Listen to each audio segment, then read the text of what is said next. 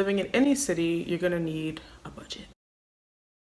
It's true. City living is not cheap at all. No matter where you're at, it's gonna be a bit expensive. So you need to have a budget of some sort, or just to know what you're spending and how.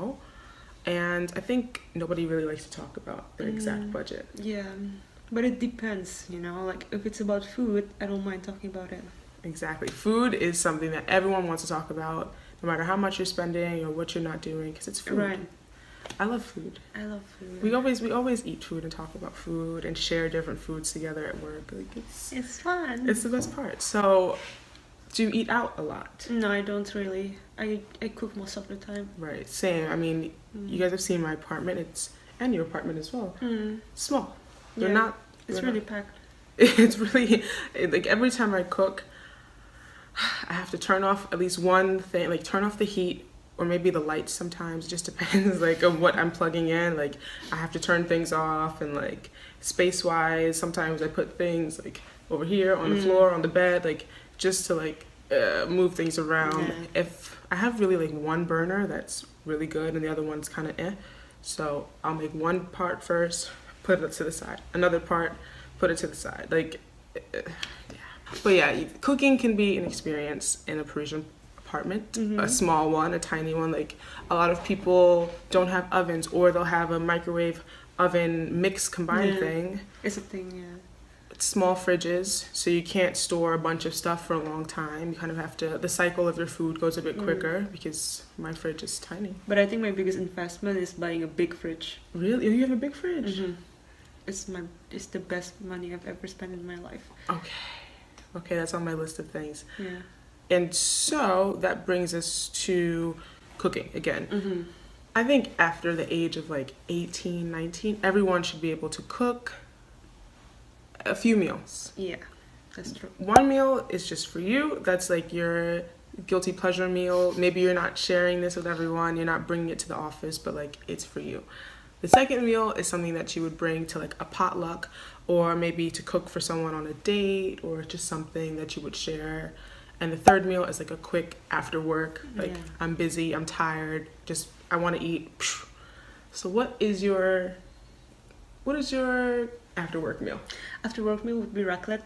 Raclette. Okay, what is raclette for those who don't know? So it's melted cheese. So you have like this machine where you can melt the cheese. It's really good. French cheese is the best. Isn't it stinky? It is stinky, but like who cares? It's good. And you pour it over charcuterie. What is charcuterie? Cured meat. So like a salami, ham, yeah, and stuff like that. Yep. Sometimes people eat it with potato, but I don't. Missing out. Potatoes, bread, salad. Or salad is good. The parts of the salad, so like you can do like chopped bell peppers or like chopped tomatoes. Yeah. Raclette machines are also really popular gifts here. Yeah. I got one for Christmas this year. Yeah. You got one. I got one for Christmas too. It's a good like gathering, a party thing. Like during the winter, especially, people will gather around. Because the machine's like warm, so like not only it warms your food, it also warms people around the table. It's very good. So that's your quick after work meal. My quick one would be something with sausage, like. There's merguez, there's just different types of chipotles, like different sausages you can just take out of the casing and like fry up with potatoes or... Wait, you take out the casing? Yeah, or I sometimes I cut it with the casing. Okay. But yeah, sometimes it depends what I feel like doing, but I'll take the casing and like sausage and potatoes. Okay. So quick, so easy, greasy, delicious. What is your impressive for other people meal? I mean, I cook a lot, so... Oh. It depends who I cook it for. If I cook it for like my Indonesian friends, obviously I cook Indonesian food. Okay. But for my French friends, I normally cook like I sometimes I cook beef bourguignon. Beef bourguignon. I don't know what it is in English. Yeah, beef stew. Beef stew with wine, red wine. Oh my gosh. Is it not? Wait. Okay, but. Is that like an intense, like difficult, like recipe to make, or is it not so bad? It's something that you enjoy while you cook. It takes a lot of time cooking. Okay, right. That's what I was getting at. It's something that you cook together with your partner, for example. Okay. So like you don't like get caught up in the kitchen like, oh my god, wine, beef. No, it's something that you cook while you're drinking and you're like casually enjoying the moment, the process. Gotcha. Yeah, it seems so intimidating, but I really like beef stew. That's like one of my top. I'm gonna try it. You should try it. Or you can cook it for me for an impressive meal. Impressive meal. Yeah, there you go. Mine would be pretty. It's pretty simple, like chicken cutlets. So you get poulet. What is it called? Chicken fillet. Tranche de poulet. Tranche de poulet. So like a thin slice of chicken. You can like pound it as well, bread it, fry it just lightly, and then you can do like pasta with it. You can do like chicken parm. You can do that's so good. Like a white wine and butter sauce, which is also pretty impressive. Or capers. I did a caper lemon sauce. You could do that. Yeah, but it always seems more fancy than it is. And chicken cutlets are just, they're great. Everyone loves chicken cutlets. I love chicken cutlets. It's everyone. It's not too much. It's not, yeah. And then your guilty pleasure meal. So guilty too. Oh God. It's spam. Bruh. American spam. Yummy. So how do you prepare this spam? So I just throw it in the microwave. I know it's really disgusting. I even have to hide it from my boyfriend. No. It's delicious. It's your personal meal. Okay, spam. So you But put it in the sometimes I microwave. want to cry while eating it. Like the fact that like I enjoyed it so much. Oh my God. That's like I feel so bad. Okay, how many cans of spam do you do? Just one can. Okay, that's up. Yeah. One can of spam, and you heat it up. Do you put it with bread or crackers? No, I just eat it like that. No starch. No starch. Healthy. You know, it's just Healthy. Like healthy. I mean, you eat spam, so you have to balance it out. right? Sure. No, when I think of spam, like Vienna sausages, you know, like That's little, like fancy. That's what I like. My grandma would give me those with crackers, and it'd be like Vienna sausage. Like, how many can I get? 3? Yeah, 3. Like, you know, it was just such a like exciting thing when I was like 5. But many years later, no, I haven't had a. But I'm not judging you. I'm judging myself. I'm not judging you. No, for me, my like guilty pleasure type thing is lentils. My Red ones or green ones? I have both. Usually the green ones. Yeah. The green ones I think are a little bit more like. So I'll do that, and like once they're done cooking, I'll put every spice you can think of in them just to give them a lot of flavor. It takes a little while, but once they're cooked, you can put a little lardon, which is like ham, lard. Yeah, they don't really have bacon here. No, they have lardon. So you put that, you put the lentils, your spices, water, let it cook, and then you can put at the end some creme fraiche, which is like kind of like sour cream. It is kind of. It just lightens it. I never thought of it as a cream. Yes, it's like sour cream. It just like lightens it up a bit at the end because it can be so salty and like heavy. Just to put a little cream at the end, like it's nice. But I know it's not for everyone. Like every time I tell my grandma I'm eating that, she's just like, "Where's the meat?" And I'm like, "Well, you don't need like you have lentil, you're good." She's like, "Huh." And I know it can make people gassy because you have to like soak them before it's lentils. So yeah, maybe for me it's not like a party food or something. Imagine party. Sorry. No, I've been to a party where they put it in like a little plastic cup, like the little appetizer cups, and they put lentils with like parsley on them. It's not my thing. Yeah. For everyone, it's at home when I'm cozy. It's something that you eat in the dark. And right. You're watching your reruns. You're just lentils. It's not like a. But the first time I did have it, it was the red lentils. It was my American friend Rosalie, and she made the red lentils. She put like Mexican seasonings in them, and she put it over a sweet potato. Okay, that's good. With the lentils and tomato, there was like a lentil bowl. Lentil bowl. I had never had lentils before, and I was like, "This is just carb bowl." Lentil bowl. Lentil bowl. Anyway, lentil bowl. Those are the 3 meals. So the thing is, both of us know about supermarkets here, and that's the part 2 of this video. The supermarkets in Paris. There are so many different supermarkets with different price points.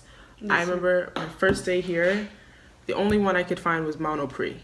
It is kind of not high end per se in terms of products, but their price range is much higher than the others. Yes, but Monoprix is the only place where you can find clothes and food stuff and house stuff. Like and beauty stuff. Exactly, beauty stuff. Everything's in Monoprix.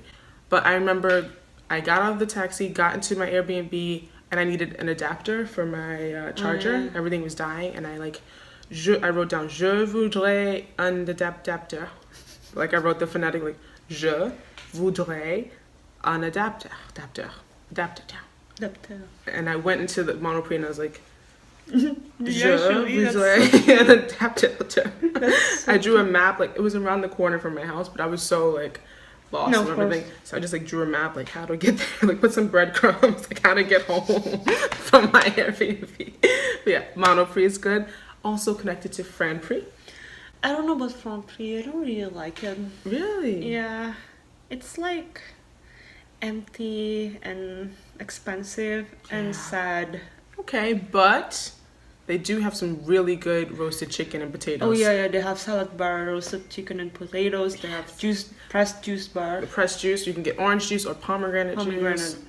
Franprix has its pluses, but it's the lesser Monoprix. Monoprix is like American Target, and Franprix is just like Franprix. I don't know. Okay, there's also Casino. Casino. You don't really see Casino in the city. It's mostly like a huge warehouse outside of Paris. Yeah, there's Leader Price, which is also like not really in Paris. In Montreuil, I've seen Leader Price on the 18th. Oh, okay. So yeah, okay. Picard. Picard is only frozen food. Mm-hmm. Only frozen food and like a little bit of like side stuff, like chips or dip or juice or something, but only frozen food. Yeah. And they have some of the most amazing, like it's you think of frozen food, and especially in the States, and it's like a TV dinner with like a hunk of meatloaf, a hunk of mashed potatoes, corn, and a brownie. It sounds good though. It's called kid cuisine. It's great. Yes, but we think of frozen food just like last resort. Like, oh, here we go. Picard is like it's a cuisine. It's cuisine. It's really good food. Yeah, I think they even have their own chef. I believe it. So there's Picard, but with that, having an oven is helpful because you can eat everything there. Having a microwave kind of cuts down your choices in half a bit. Yeah, and also if you live in Paris, buying an oven is the best investment ever. Big fridge, oven, two things that are on my list of things. Biocoup, Natalia, those are like your Whole Foods types of stores. Like it's like bio stuff. Yeah, fancy schmancy. But like honestly, in Monoprix and in Franprix, you can even find bio stuff at slightly cheaper price. Mm-hmm. There's also the marchés, which is every neighborhood has a different schedule. So in my neighborhood, it's Tuesday and Friday. Some neighborhoods, it's Saturday and Wednesday. But like it's an outdoor market where vendors will sell fruits, vegetables, clothes, socks, house products. It's like it's an open market. Open air market. When is yours? Near your Tuesday and Saturday. Oh. In the Bastille. Okay, mine is Tuesday and Friday. Yeah. It's interesting because when I first moved here, for me, open air market is just automatically a farmer's market. And so in America, like you go to the farmer's market and the people selling this stuff are the people growing it. So I thought that was the same in Paris, and so I was like, oh, this is great. It's actually not. Like I don't know what type of truck they get all of it from, but like they just unload it, sell it, go back. That's true. The one near my house can be really loud and a bit aggressive, and a lot of old people pushing, and it can be crazy. The one that I always go to, I think it's more like structured in a way that like there are a lot of tourists, because there are a lot of like food, like paella, rotisserie. So there are a lot of cooked food. Huh. So like there are a lot of tourists, especially the one on Sunday. Okay. I'm sorry, it was on Sunday, not Saturday. Okay. Yeah, basically there are a lot of like tourists, so like they take a lot of pictures. They're like not live music, but like people go there to play music. Mm-hmm. Mine is raw food. It's just like a butcher. They do have some cooked food, but like little things. Like like rotisserie mostly. Rotisserie, bricks, like galettes. Like nothing, no paella, nothing. Oh no, the one in my house is like, oof. And our personal favorite, which we're probably going to go to today, is Lidl. Great. I felt like the second time was a little bit more. Lidl is the cheapest supermarket in Paris. So far. Maybe there's another one. That's why we're putting this out there. So there's Metro, but it's really far, and you have to buy things in bulk. Like Costco, I guess. Yeah. But Lidl's great. Lidl is cheap. It's in town? in town. They have flowers. They have everything you can think of. Fresh meat, Bio stuff. fresh vegetable. Bio stuff. They're super huge. Flowers. Flowers. Yeah. So Lidl's great, and you're gonna see inside of these markets in our part 2 video. And yeah, let us know if you have any more questions about shopping in Paris, food shopping, eating in Paris, lifestyle. We have some restaurant recommendations. There's We're gonna make always that video one day. one day, yeah. Next paycheck, we'll just go to all the restaurants. There's always a new restaurant opening. Yeah, Especially in like this neighborhood, the 10th, 11th. Like there's always something new coming up. So you have to eat at home sometimes, but you can go out. You have to too. go out. Yeah, well, we go out. We're social. We Yeah, go we out. are. Okay, so that's the end of this video.